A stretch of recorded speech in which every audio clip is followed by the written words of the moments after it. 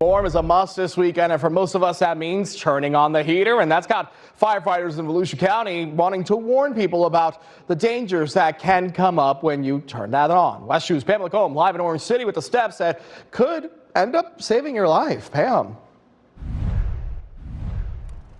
Yeah, well, if you do have a space heater, they say to keep it at least 3 feet away from anything that can easily catch fire, like your blankets, your bed, your curtains. They also say to regularly check your carbon monoxide alarms and detectors, changing that battery at least once a year.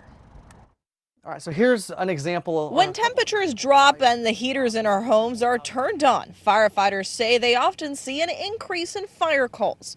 Typically what we find in the investigation is, they haven't been serviced throughout the year because they haven't been used, or sometimes with the space heaters, just lack of care as far as, where they're stored, what they're placed on, how they're plugged in.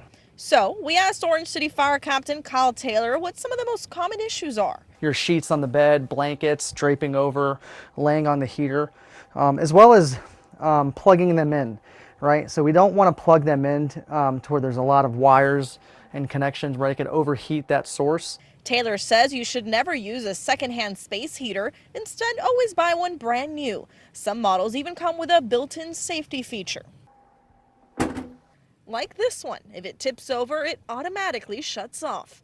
Another concern during the wintertime is carbon monoxide poisoning. Taylor says it's happened before. People bring their outdoor grills inside their homes to try and stay warm. And if not in an open, ventilated environment, they could tend to build up that carbon monoxide and cause an issue for those individuals.